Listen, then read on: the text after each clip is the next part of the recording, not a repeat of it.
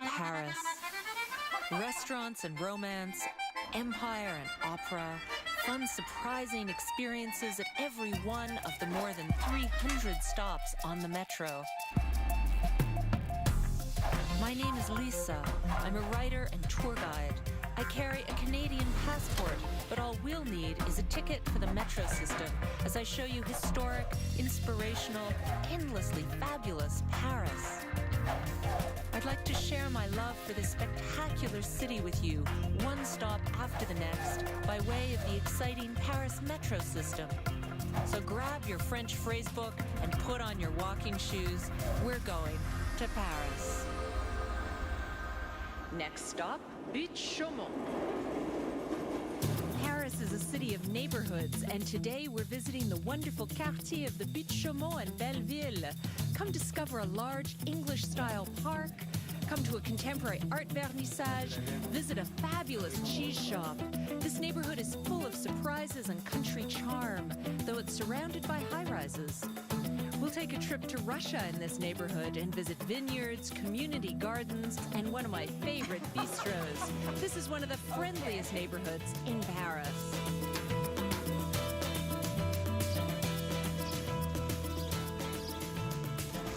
Welcome to the wonderful Buttes-Chaumont neighborhood, which is gathered around my favorite park in the whole city of Paris. This area used to be known as Bald Hill, Mont Chauve, which eventually became known as the Buttes-Chaumont. Let's go explore the neighborhood.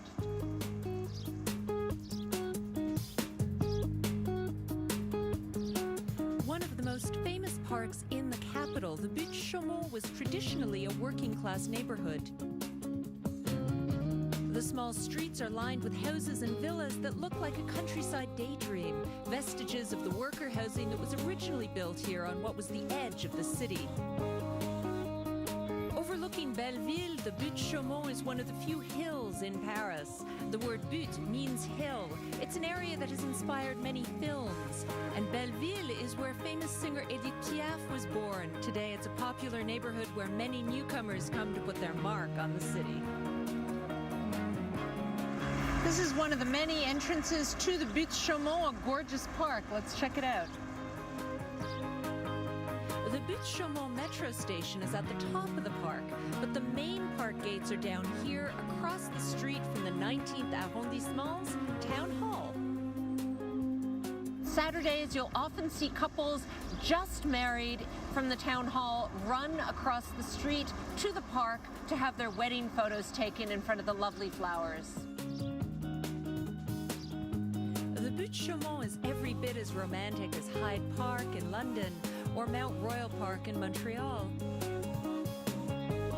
This popular spot is easily accessible because it's surrounded by several metro stations.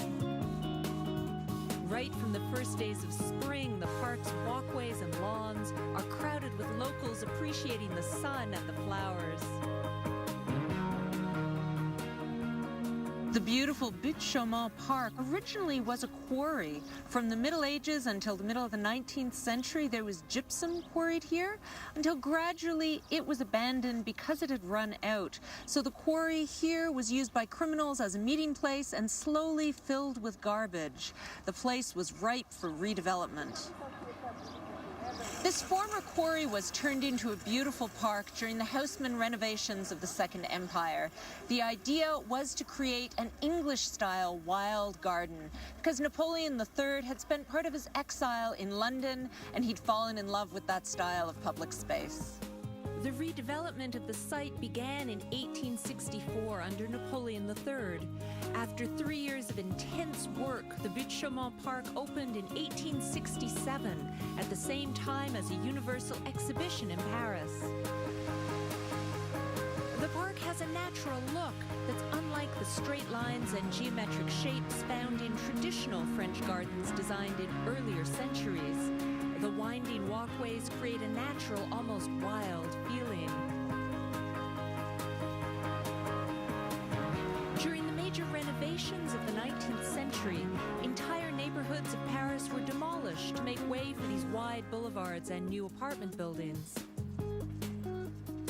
The poorest Parisians were chased from the heart of the city, and the man in charge of this metamorphosis, Baron Haussmann, was not the most popular man with the general population.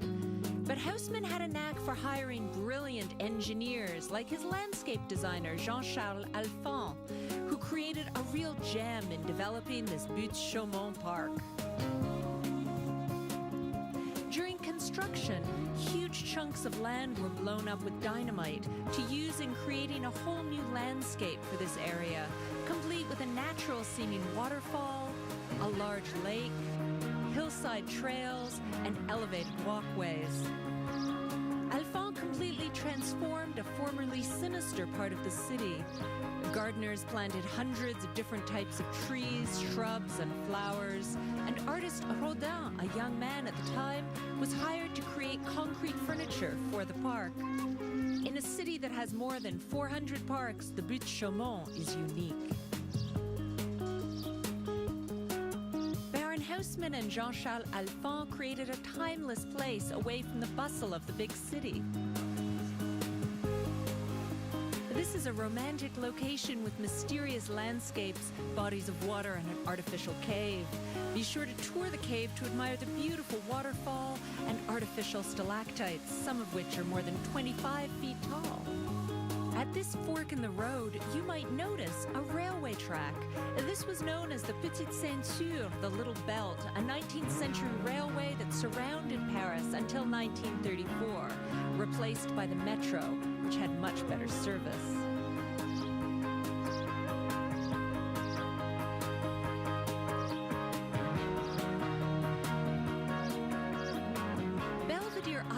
In the middle of the large lake. It's connected to the shore by two bridges, a stone bridge reaching 72 feet in height and a suspension bridge designed by Gustave Eiffel, the engineer of the Eiffel Tower.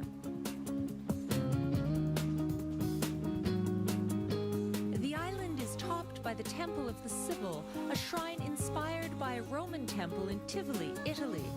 Let's go up the 173-step staircase to see the view. Small temple at the top of the Buttes-Chaumont is a beautiful place for a stroll. It's also somewhere that ambitious joggers come to early in the morning to admire the view.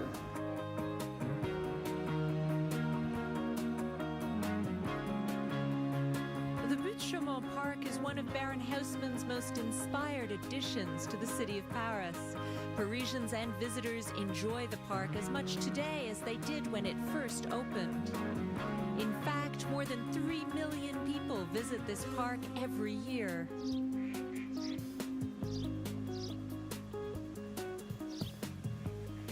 This is what is so wonderful about the Buttes-Chaumont. These hills in the sun, you can lounge and read and meet a friend for a picnic and soak up the sun. But if you don't come equipped for the picnic, I know a wonderful place within the limits of the Buttes-Chaumont where you can have something to eat.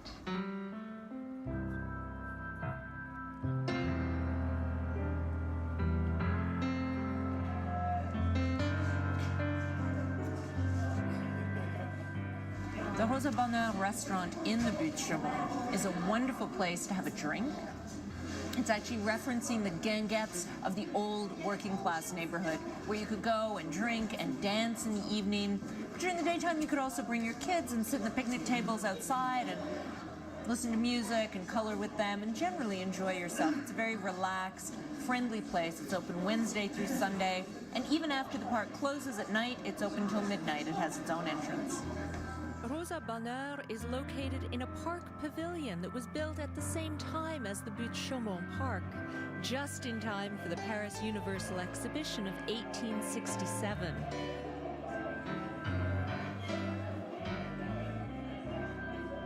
Today, along with offering drinks and tasty food, the team at Rosa Bonheur organizes many activities, including a choir and a women's soccer team, the Rosa team.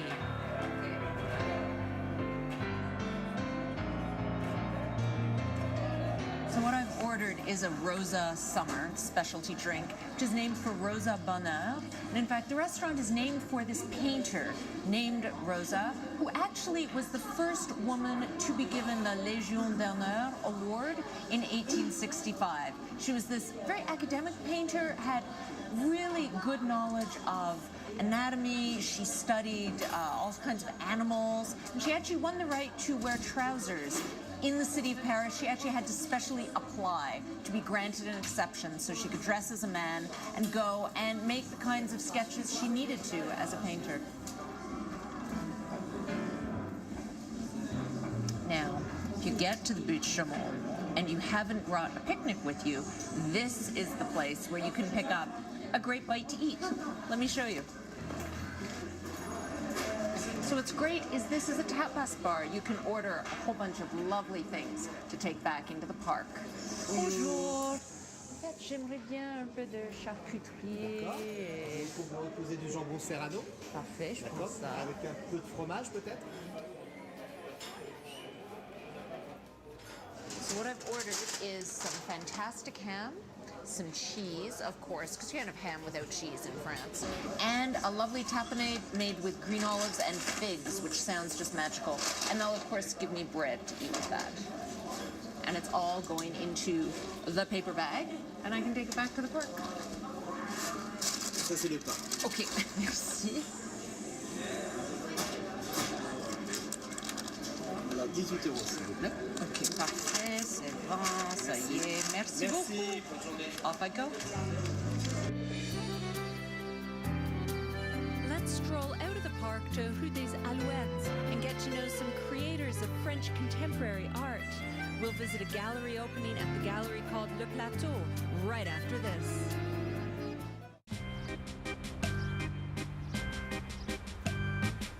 Delicious, delightful, delectable Paris, visiting the area around the Buttes-Chaumont metro station.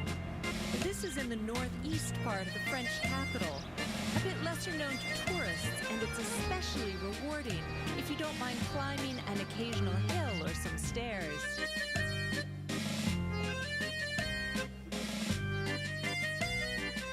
This is the Buttes-Bergère, which was the site of an Olympic stadium in 1924. Then the area was torn down and redeveloped into workers' cottages that were actually inaugurated by American dancer Josephine Baker. Today, this neighborhood feels a little bit like Moussaïa on the opposite side of the Buttes-Chaumont Park. And from here, the Buttes-Bergère, you get an amazing view of Sacré-Cœur and the city.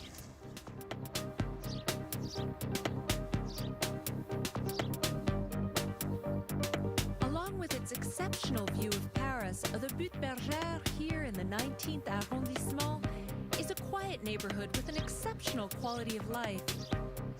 The hill here is built of soft ground, too unstable for modern high-rises, but just perfect for smaller housing. An active neighborhood community group maintains a lovely garden here. In France, all municipalities are allowed to make gardens available to the public. Access to these garden plots is free, but there's usually a long waiting list. In a world where too many people spend their lives in front of computer screens, these gardens are a great alternative. This place on Buttes-Bergère is managed by residents, each of whom have a small plot of land to cultivate. Tomatoes, lettuce, cucumbers, strawberries. Each square of earth produces something that contributes to the harvest in the fall, a celebration for gardeners who spend so much time caring for their plants throughout the spring and summer. This small group of residents has some ambitious plans for the garden. They're gradually claiming the land surrounding their plots to increase their cultivation. They're installing beehives, and eventually, they have plans for more rabbit hutches, like this one. In the Buttes-Bergère, there's even a vineyard. Paris boasts 10 small vineyards in the heart of Paris. Together, they produce a few hundred liters of wine per year. White wines such as Sauvignon, Chardonnay, Muscat, and Chasselas, and a red wine, Pinot Noir. They're all produced in Paris. The Butte Bergère overlooks the neighborhoods of Jourdan and Belleville, which include parts of the 19th and 20th arrondissement. These former working-class neighborhoods are now a great mix for different immigrant groups and artists, making it a very cultural neighborhood. So when you're visiting the neighborhood, keep your eye open for porte ouverte, i.e. open doors to artist studios, and vernissage, or openings to exhibitions, like this one at the Plateau, just above Buttes-Chaumont.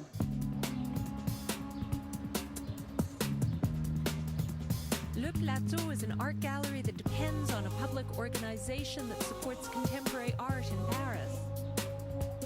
Since opening in 2002, the gallery has become a landmark in the contemporary art scene in France. It organizes several exhibitions each year, which allow people to discover new talents along with more established artists. Le Plateau is also really interesting because it really does a lot of outreach into the community here. It runs workshops for children of all different ages and also encourages collaborations between artists of different disciplines. So you have writers working with dancers, performing here to new music. You also have some filmmakers involved in the exhibitions. So it's a real meeting place for collaboration. With artists installing themselves in studios in Belleville and different underground events happening around the neighborhood, Le Plateau was the first official government-sponsored gallery that opened here.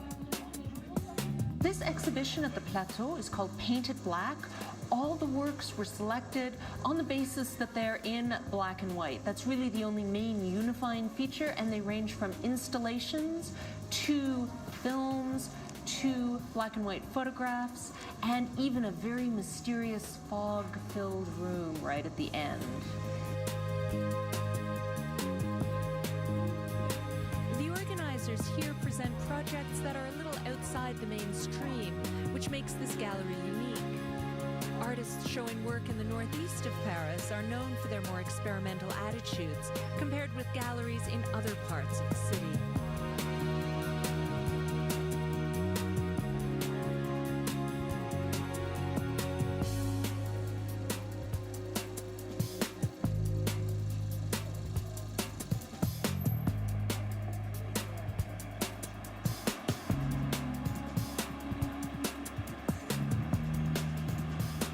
This is the Quartier Jourdan. It's a wonderful shopping area on the far side of the Buttes-Chaumont Park. If you go along Rue de Belleville with me, we'll discover some fabulous little food shops and specialty places. Rue de Belleville is well worth exploring, especially if you're looking for a unique souvenir to take home to friends who want something more unusual than an Eiffel Tower keychain. You can also try some of the small cross streets off Rue de Belleville, like Rue de la Villette. One of my favorites is l'Embellie Design, just down here. Here we are at l'Embellie Design, which is a wonderful little shop opened by Coralie 6 years ago in this village atmosphere of Rue de la Villette. It's a wonderful place to shop for gifts, especially because Coralie has a great eye for unusual materials and a quirky sense of humor. My favorite gift in here is the playing cards, which are special post-revolutionary French playing cards. All the kings and queens have been decapitated. Coralie, the owner of Embellie, takes special care to choose the original objects that remind her of her childhood.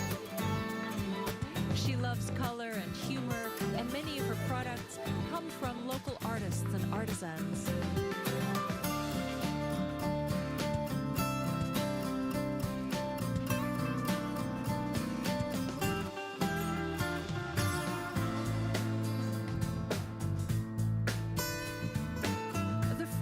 Reputation for doing what they want. After the 1951 election, the famous General de Gaulle said in frustration, "How do you govern a country where there are 258 kinds of cheese?"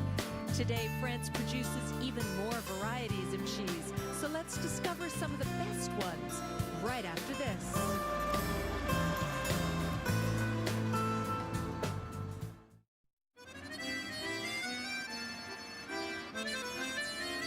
Entertaining, extravagant, edible Paris, a city with incredible cultural and gastronomic richness.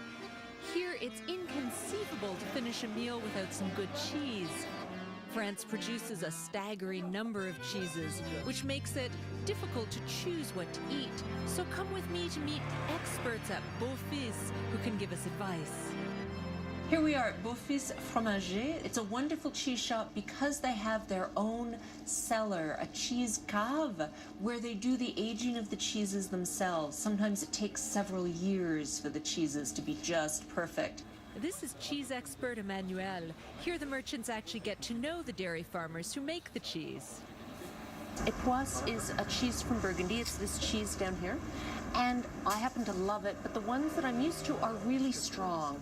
And what Emmanuel is telling me is actually they have an Époisse, which is one of the last Époisse producers who actually makes the cheese himself. He has the cows, the milk. It's a very direct, small production, and they're much subtler. They're much butterier than the big production Époisse, so I'm really looking forward to trying this one.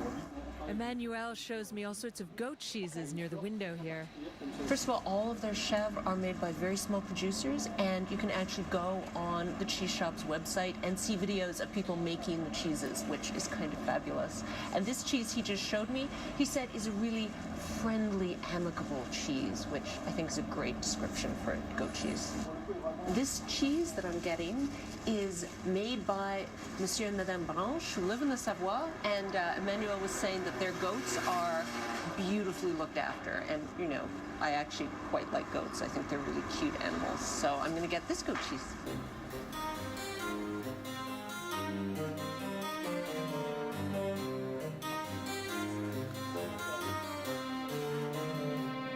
This is lovely cheese. This Roquefort producer, the Roquefort Carle, is the last Roquefort producer who makes their cheese utterly traditionally, which means that the mold in the Roquefort is actually grown on loaves of bread. Inside the cave, there's a special baker in the town where they are from that makes the bread, that grows the mold in the cave, that ends up making the cheese blue. Don't be shy, you can always ask to taste before you buy. This is a forme de Montbrison from the Loire. This cheese is unusual, especially because you can eat the rind of it, and he says it's really the kind of cheese you want to put on your favorite music, sit down, have a glass of champagne, and a little bit of this blue cheese, which sounds great, don't you think? Come meet Christophe, the owner of Buttes Cheese Shop. He'll show us around his cheese cellar. But before going in, I have to take some precautions so we can meet hygiene standards. Okay, so now I get the sport of putting on my shoes. Wish me luck. It's trickier than it looks. Okay, one shoe. This is what they don't tell you about making cheese, that there's all this other stuff you've got to worry about. Okay, I'm ready. Oh, wow, this is beautiful.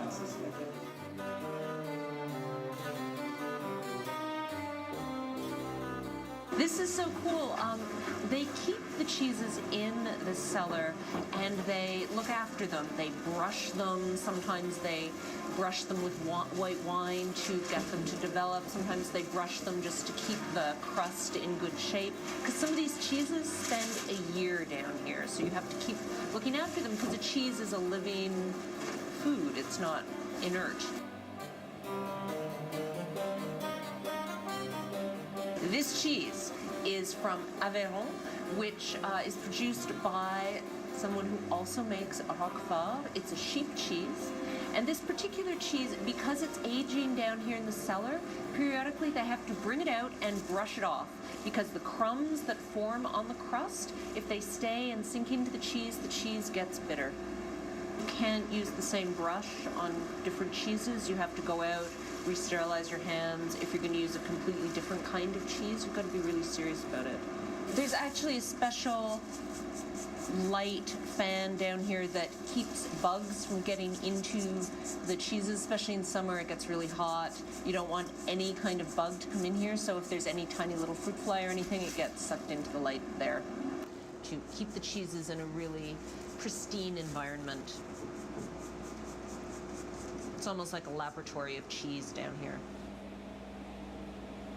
This cheese, the mimolette, is interesting because it's really orange inside, it's really dense and hard, and it was apparently Charles de Gaulle, the famous president of France, this is his favorite cheese of all the cheeses in France. And this particular cheese is about 2 years old. They can be up to 3 years old down here. They're just spending a lot of time in this cheese cellar. This particular cheese shop here in Belleville, near the Buttes-Chaumont, actually has a long-standing relationship of getting cheeses from Neal's Yard in London. So it's one of the only places in Paris where you can get some of these amazing English cheddars. So this cheddar is wrapped in 4 or 5 layers of linen, very, very fine linen, which protects the cheese. And you have to wipe down the outside of the linen so that the molds don't grow too quickly, and you actually wipe them down with the equivalent of baby wipes, with sort of alcoholized wipes to clear off the mold, and then it'll start growing again, just so it develops really slowly. This cheese here is from May 2011, so it's already almost 2 years old at this point in time. Unable to resist the amazing English cheddar, I finished the cellar tour with a small tasting. Oh, it's great cheese, but it's a wonderful cheddar. It's really creamy afterwards and really strong. It's great. Thank you.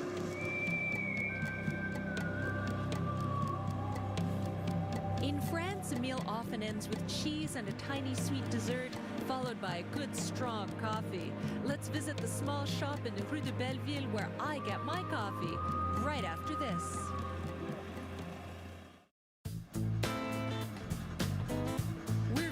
Exciting, enchanting Paris, a city that's in constant, energetic motion.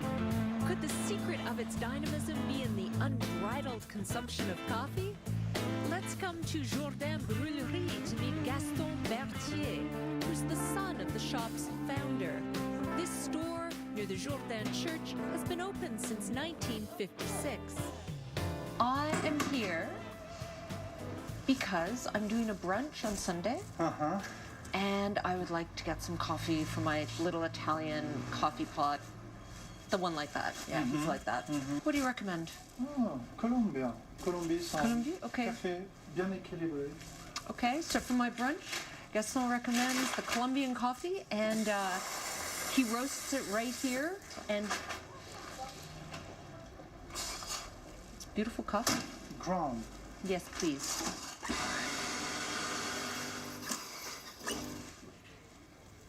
Yeah, it's great. Wow. It's almost like eating chocolate, you know? You get this whole, it's wonderful. Thank you. It's got a wonderful bouquet, the Colombian coffee. At the end of the day, you must be covered in coffee dust. I smell coffee. This is my natural perfume. While the Jourdain Brûlerie is paradise for lovers of coffee, Gaston also offers a wide selection of teas. Gaston's explaining that the difference between coffee and tea, there's this infinite variety of tea.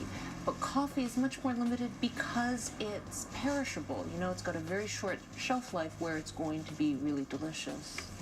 Once you have roasted the coffee, the roasted beans last about 2 months. And once you've ground the coffee, you better use it quickly because it'll only be good for about a month as long as you keep it in the fridge. Otherwise, just the perfume disappears.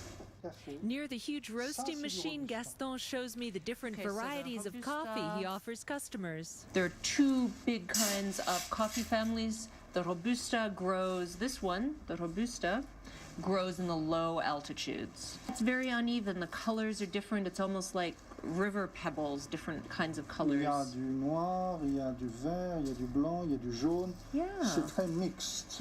Ça, c'est Arabica. Et tu peux voir, c'est du Colombie. Tu peux voir la beauté du grain qui est parfaite. Tout est pareil. Yeah, it's a beautiful green. It's a Colombian Arabica, which is a higher growing, higher altitude plant. And here is a very special coffee that smells of camphor. It comes from the Malabars in the Indian Ocean. Initially, the coffee beans would come from India to Europe by boat. It took about a month. The coffee beans got quite damp, and it affected their flavor.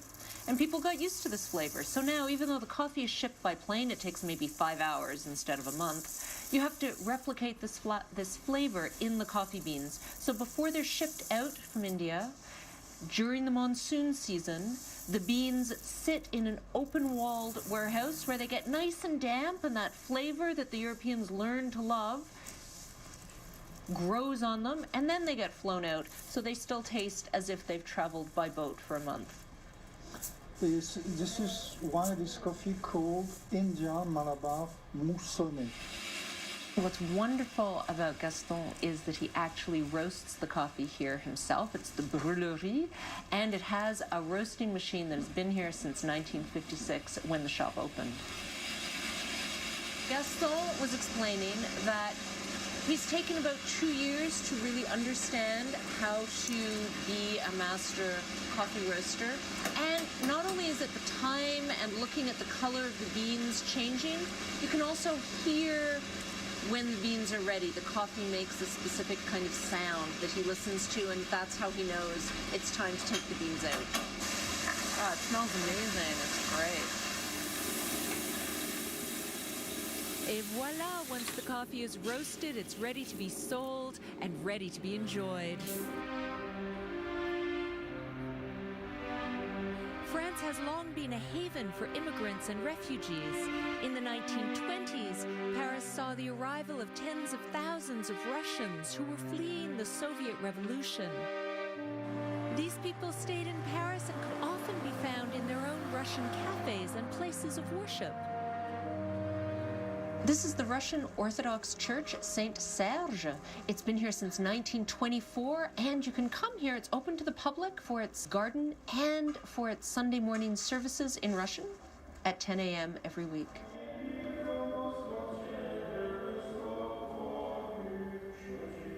To visit the church, you have to push open an iron gate, walk through a small courtyard, and climb the stairs.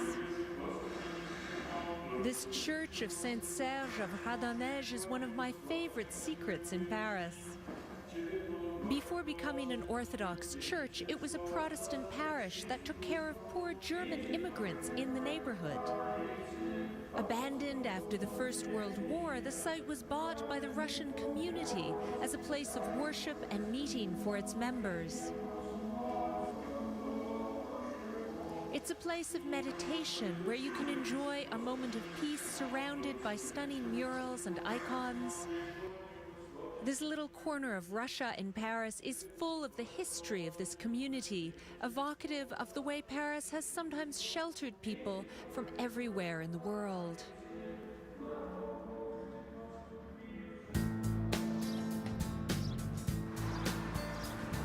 We'll now leave the Saint Serge Church to venture down Rue de Crimée to visit a bakery I just love.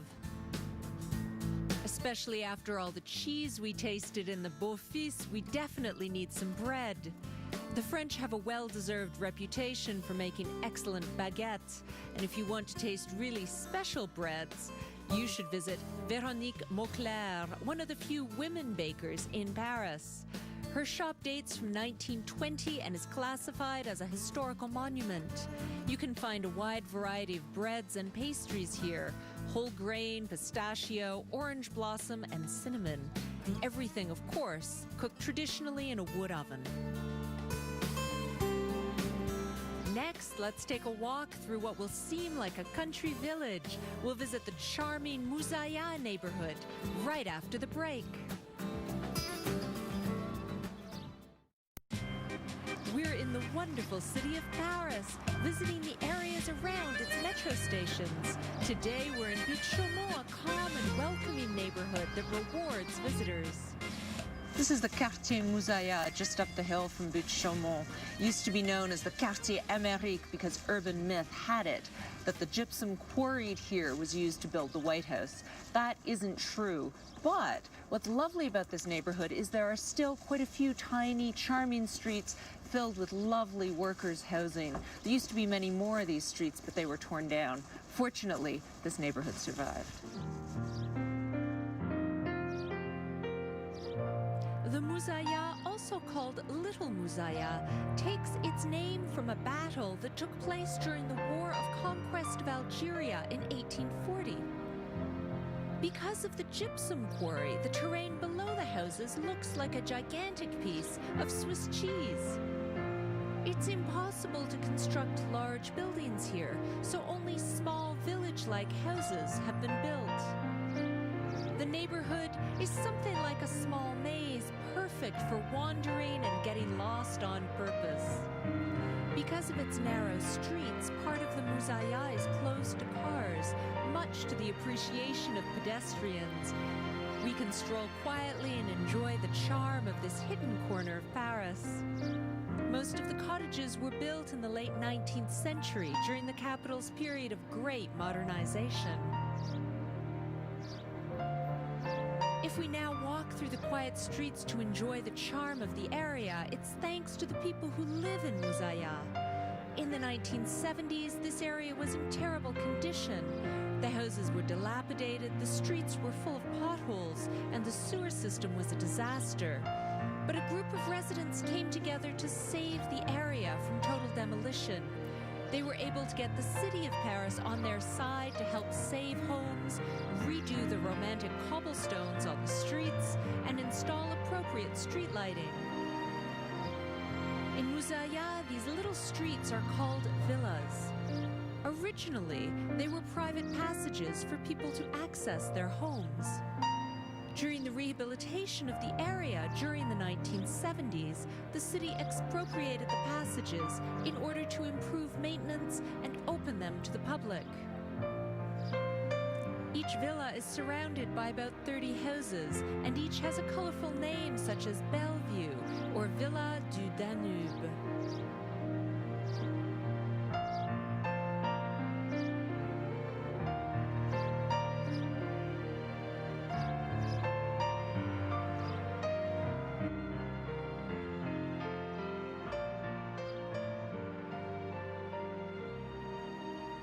This is the hameau Danube that you know you're approaching because of these really charming details from the 1920s.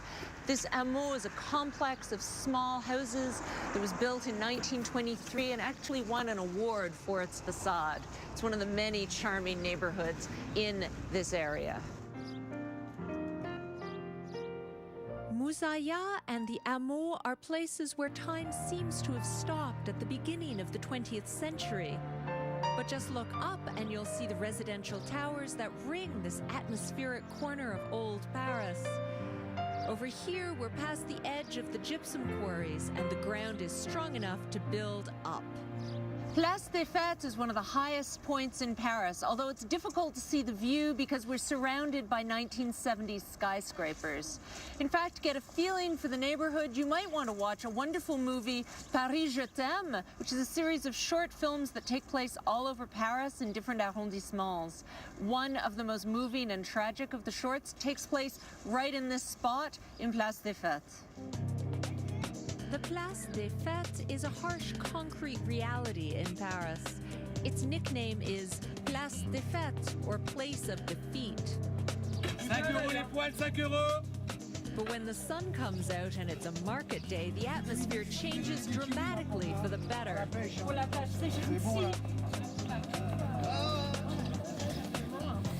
The market in Place des Fêtes is a real souk of a place. It's on Tuesdays, Fridays, and Sundays. The weekend, Sunday is the day to come because here on the weekend you can buy everything from food to socks to clothes and curtains.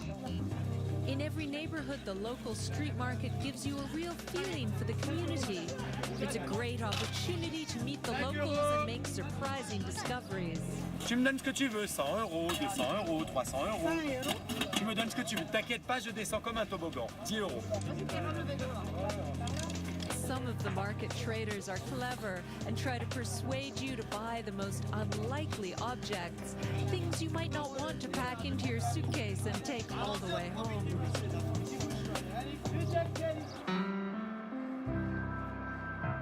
After a long day exploring one of my favorite neighborhoods in Paris, we'll take the time to eat a traditional French meal. Come with me to Chez Que du Bon, a typical Parisian bistro near the Buttes-Chaumont Park. Que du Bon means only good things, and you'll realize why the establishment deserves its name. What's wonderful here is Gilles, the proprietor, has such strong feelings about the menu. His son is the chef, and they really think about what's available, what's in season. All the meat is organic, and the wines, we will talk about the wines because it's wonderful. Meet Gilles, the owner of Buttes-Chaumont, and discover the wonderful wines here right after this. We're in the delightful Buttes-Chaumont area of Paris at the very local Buttes-Chaumont restaurant.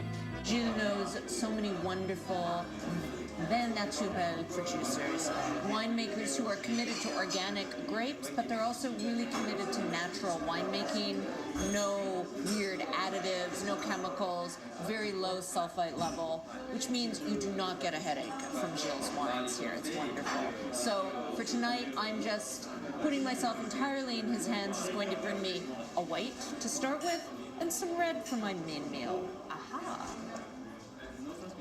Hop, on est parti avec un petit peu de blanc, voilà. Okay, merci bien. So I have a Clos du Neuf, or Cheverny. Wonderful. And it's natural, so it's a tiny bit cloudy. And smells great. Oh, that's great. That's a nice thing to start with.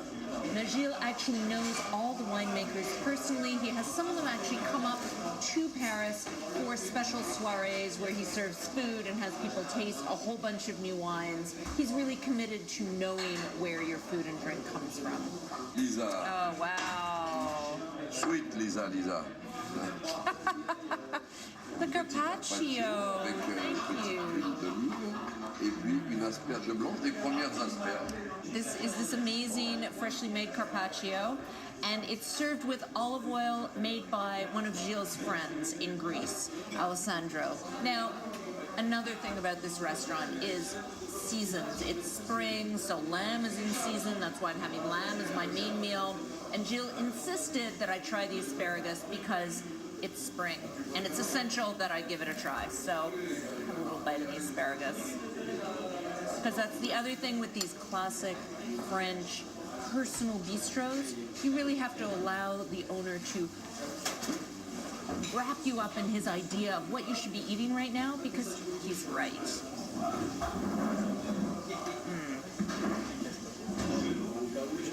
The asparagus is perfect right now. Avec l'agneau, on va boire un vin Côte-du-Rhône qui s'appelle un baume de Venise. So I have a Baume de Venise, which is mostly a Syrah wine, and Gilles has told me that it will bring out the slightly strong taste of the lamb wonderfully, so I can't wait. Oh, Et wow. voilà le carré d'agneau de Bellac. This is lamb from Bellac. It's a special region and an appellation. So just like wine has certain territories and names, the organic meats in France do as well. And this is the season for lamb.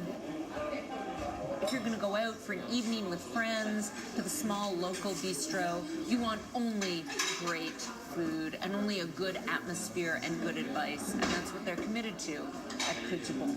And it really comes through in what you end up eating. 1, 2, 3, 4, 5. Gilles has very strong feelings about what order you eat the cheese in. You start with the chèvre, you move on through the brie, and you finish with the hard cheese, which is a sheep cheese, so it's a very, very strong, kind of intense cheese. And he's given me an Alsatian wine, very sweet to drink with the cheese. Should be marvelous. He also only serves you butter at the end of the meal with the cheese. Because before that, you should be paying attention to your meal and the olive oil used in your meal. The butter is almost like a cheese unto itself. Okay. Voilà, on va mettre un vin doux, moelleux. Oh, wow. Gilles insists that I try the melting chocolate dessert, which is served with what they call a crème anglaise, which is basically a light custard sauce. And he insists that you have chocolate with a very, very light, rounded burgundy, which is a dessert burgundy. Really unusual wine and fabulous dessert. Why not?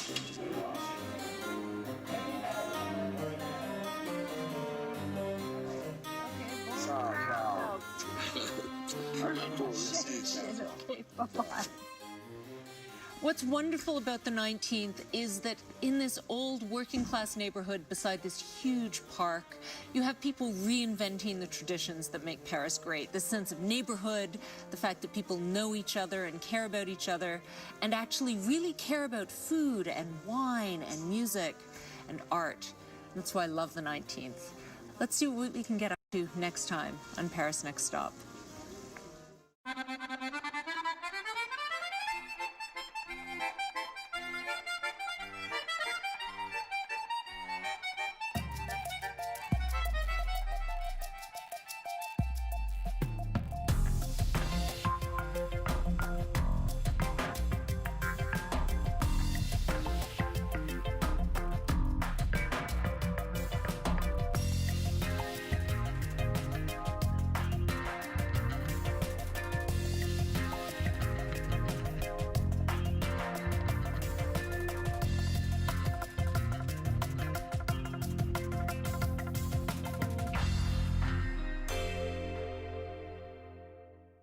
Were demolished to make way for these wide boulevards and new apartment buildings. The poorest Parisians were chased from the heart of the city, and the man in charge of this metamorphosis, Baron Haussmann, was not the most popular man with the general population. But Haussmann had a knack for hiring brilliant engineers like his landscape designer Jean-Charles Alphand, who created a real gem in developing this Buttes-Chaumont park. During construction, huge chunks of land were blown up with dynamite to use in creating a whole new landscape for this area, complete with a natural-seeming waterfall, a large lake, hillside trails, and elevated walkways. Alphand completely transformed a formerly sinister part of the city.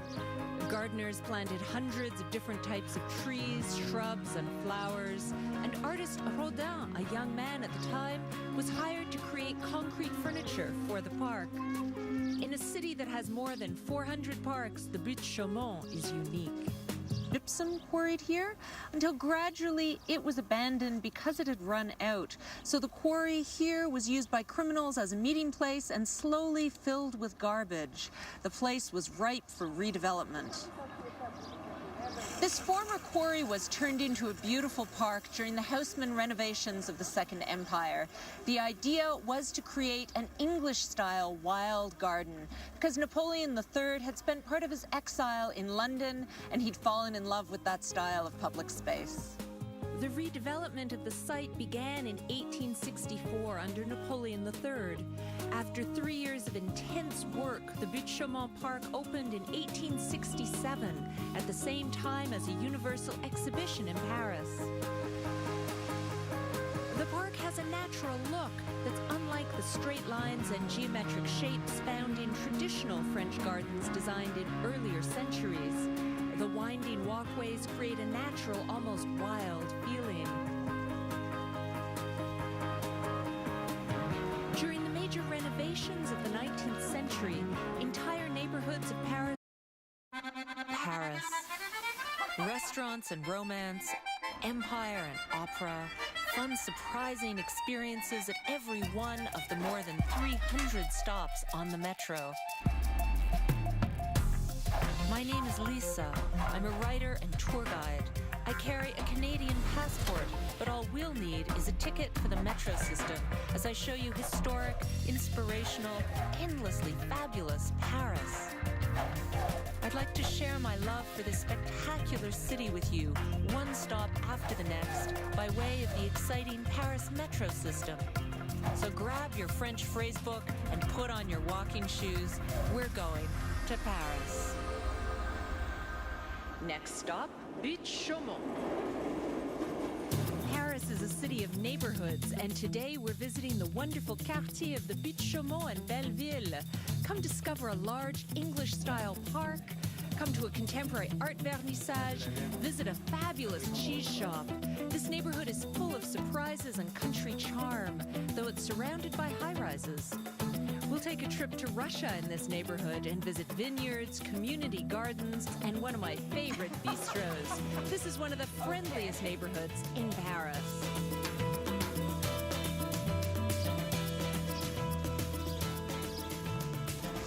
Welcome to the wonderful Buttes-Chaumont neighborhood, which is gathered around my favorite park in the whole city of Paris. This area used to be known as Bald Hill, Mont Chauve, which eventually became known as the Buttes-Chaumont. Let's go explore the neighborhood.